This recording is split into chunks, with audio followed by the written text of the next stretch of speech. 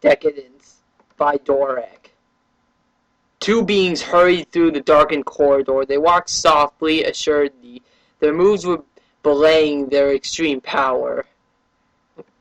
"We should have protected this," one said, indicating the roar of a large carnage combat seeming to come from all around them. "Our job is to protect and provide, not to protect," the other one replied. "The Element Lords did exactly what they were supposed to do, govern the land. Their arrogance and territorial nature was exactly unforeseeable.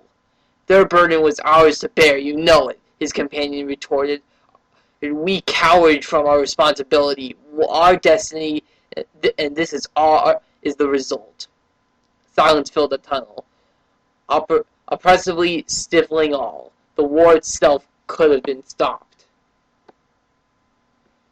"Our duty is to protect the planet, and what we're doing, however we can." The next question was quiet, almost hesitant. "Then you think Hermias is right?" The second let out a short bark of laughter, a sound that seemed like it would perforate every inch from the tunnel, but it reached only the ears of his companion. "No, that Hermias tinker with his machines. I believe Deacadence, the great spirit of this planet, will live on." The two beings rushed through the corridor to their destination. Their minds were tasked ahead, a war outside, nearly forgotten. Tarix parried the blow from the jungle tribe soldier. It had been a simple plan, he reflected. The ice tribe's finest battle lion, the farm commander Cretivius, who had recently defeated several sand tribe units that had been preparing to attack them and steal the mysterious silver liquid everyone coveted. The companion had taken them across the plains of the desert Barra Magna region, which meant a long trek home. Expecting to be hailed like heroes, the Ice Tribe band was ambushed by a small Skrull platoon and demolished. Excellent leader as he was, Cretivius managed to save a majority of his warriors from death. They were forced to hide in the dunes to avoid any major confrontations. Despite their best efforts, the news leaked almost immediately, and the Ice Tribe was forced to triple their security. Tarix, regarded as one of the most elite warriors in the Water Tribe, was assigned to the unit in charge of taking advantage of the Ice Tribe's absence of power. Not that Tarix was happy about it.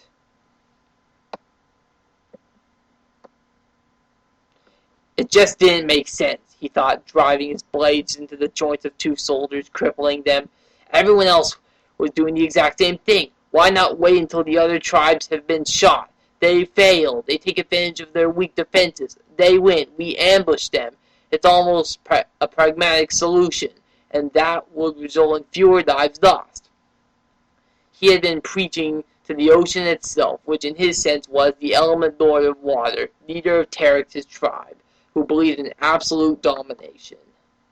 "Muster up all your strength and overwhelm in a single force," Tarix told the enlightening tones. "If you fail, simply retreat, regroup, and attack again.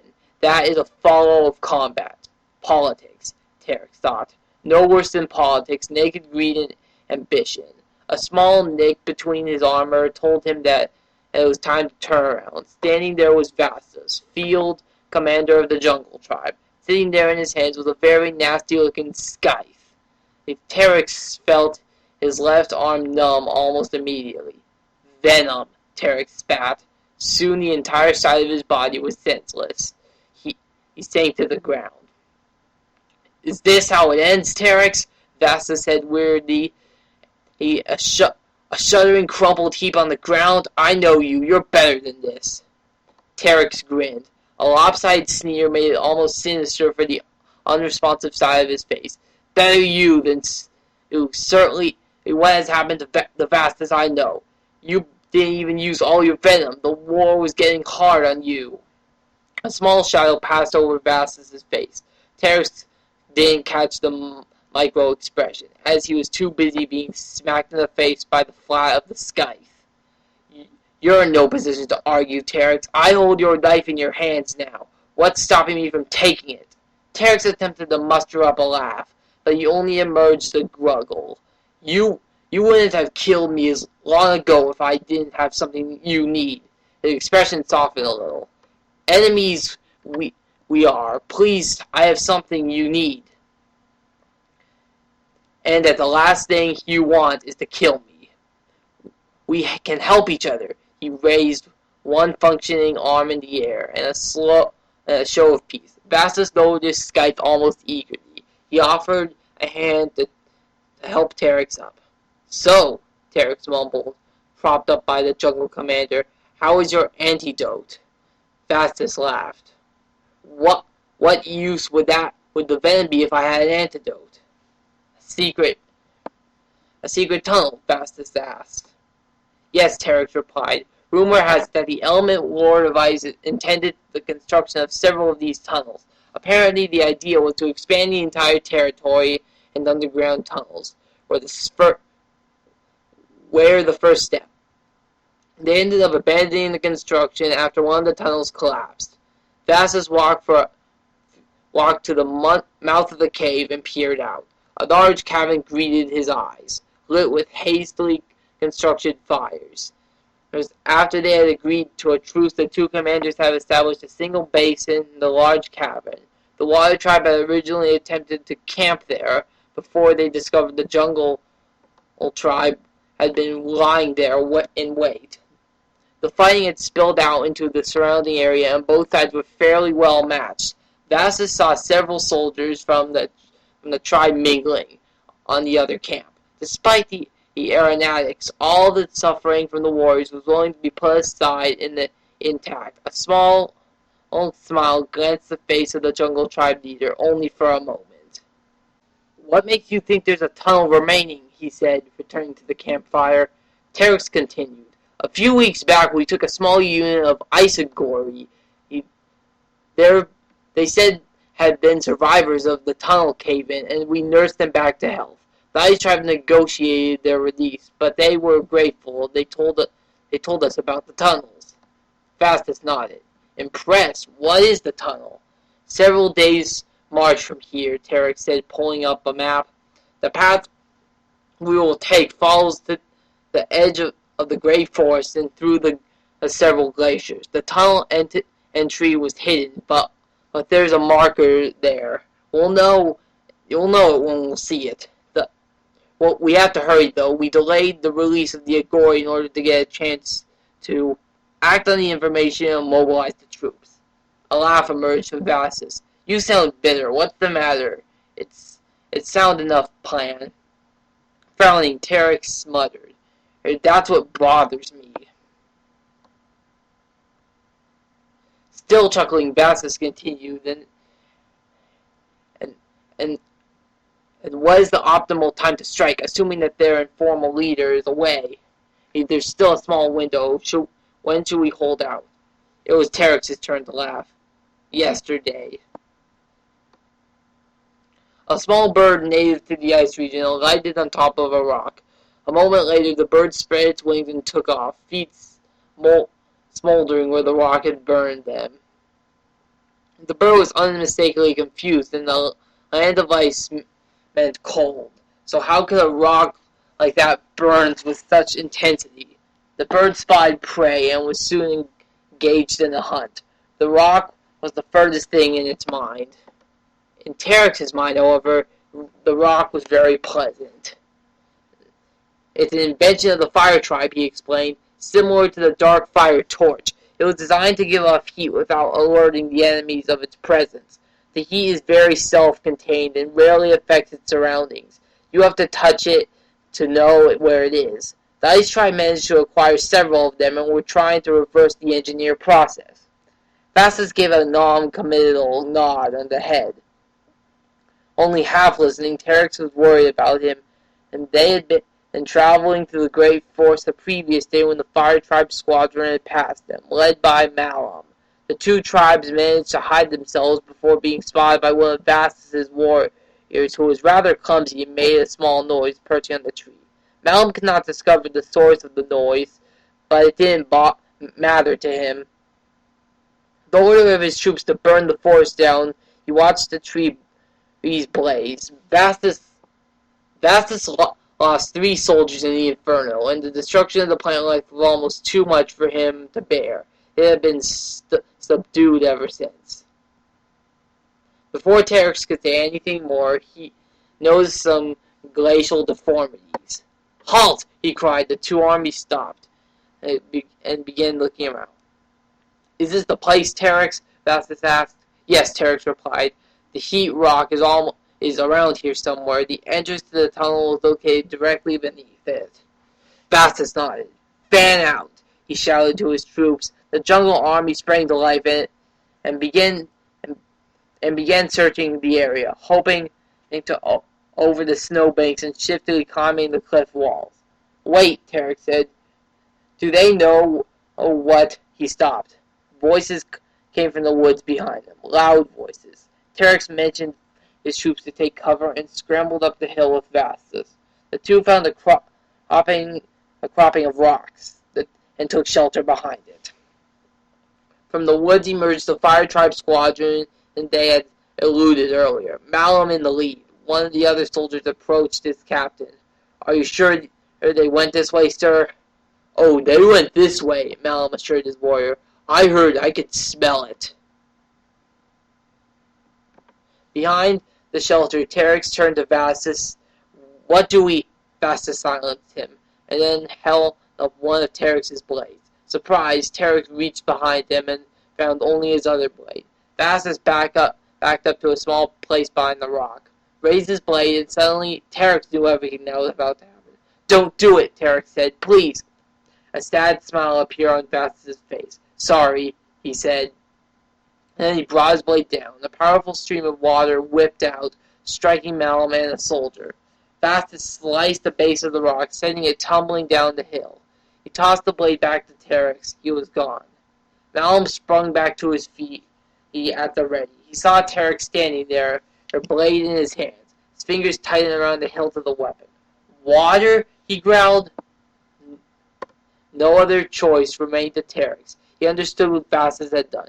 Malum was by no means an experienced leader, but he has assembled warriors with enough brute force to crush anything in their way, even with combined forces. They would have been in hard paths to climb the total victory, any way the battle went. They would have been in no shape to continue an assault on the Ice Tribe. Vastus had acted on self-preservation, and Tarix was left to clean up the mess. "Charge!" Tarix roared. Azure warriors of all shapes and sizes emerged from the hiding spots. Taken unawares, many Fire Tribe warriors were struck down, hastily retreated from the distance. Tarix leapt from his perch and threw himself at Malum, gripping the fire warrior. The fighters brutally hacked at each other and the upper hand. The Fire Tribe was attempting to gain ground, but the soldiers were not letting up. Well-timed elemental blasts and thorn axe shots were keeping them from breaking the ranks. If they could continue to hold the formation, they could press the fire squad into a retreat. Retreat would mean to continue their mission. Could it work? Tarix parried the blow of Malum's blade, triggered by his own weapon, shooting the overripe thorn axe at the ground in front of them. The explosion knocked them back several paces. "Give up, Malum," Tarix called to the haze and smoke. "I'd rather die on my own sword than forfeit to yours." "Surrender is not an option," Malum responded. He meant the words. Chances are he would live long enough to see them come true. His army was strong, but undisciplined. Tarix's army was tightly built. They had an upper hand. "Bravo, impressive, Malum, but it doesn't provide the edge for our combat, maybe." He stopped short. Arrows embedded in the soldier tend to have that effect. Tarix couldn't really grasp the situation at first. He reached up and touched the arrow.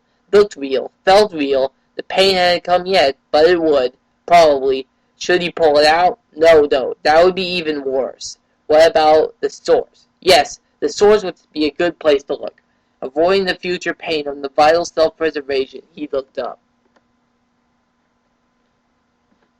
Vitivius looked down, and he met the eyes of the Water Tribe commander and smiled. He handed the bow back to the dumbfounded soldier who took it from the ward. Rumors of Cretivius' natural skills in battle were plentiful, but seeing it in action was a very different thing entirely. Several soldiers behind the first one gickered. This one was a new squadron, had yet to see the commander display his skills. Weapons proficiency, a simple shot from a bow had left him speechless. Amazing shot, sir. Why don't you go for a more damaging blow? The idea is not to kill, but to avoid being killed, Cretivius applied. If we can force them to retreat our concerts of energy, we cannot afford a full battle. Not yet. It took us a long time to reach here. We need to keep moving. Down below, Malum had also tracked the arrow to its source. Cretivius, a legendary warrior, a master of every known weapon. Malum raised his hand. The warriors stopped their combat instantly, not out of discipline, out of shock. It was an order of retreat, something the fighters never seen. Malum backed away from Tarix, never taking his eyes off the commander. Good luck, he whispered. He turned and flee to the trees. His army following the suit. Tarix gingerly tested his arm. The pain had come, but it was bearable. Leaving the arrow in was the annoying part. Removing it would do more harm than good. The looming threat of the Ice Tribe unit was also a problem. One of the soldiers ran up. Commander Tarix, what do we do? The Fire Tribe unit is gone, but so are the Jungle Tribe members. Should we keep going? Tarix looked up again. Cretivius and his unit were gone. Would they stay? Would they stay gone? No, Tarix said. No, we don't have enough power. Without Vastus and his squad, we couldn't succeed. We need to retreat. Pass an order. We're leaving. Go. The soldier ran off to spread the word. The Water Tribe began filtering out and eventually vacated the area. As he found out, Vastus had already planned an escape. He had reasoned that the tunnels were too risky of a plan to work. They outlined their retreat ahead of time, and at the right moment, they abandoned their water lies. Tarix was officially rebuked for his failure to succeed in the mission, but it did no lasting damage to his career. He couldn't even be sure that the tunnels really existed. No other intelligence report gathered had indicated the presence of them. The Agori released could have simply lied. Not that it really mattered. Their world shattered several weeks later. As much as it matters seemed trivial, had tunnels actually existed. If they would have collapsed during the disaster, Tarix and Cretivius, along with several others, willingly put aside their differences and created a social construct to avoid any more fighting. The Avrians and the Element Lords had literally ripped their planet apart, but they could rebuild. They had to. They would. The end.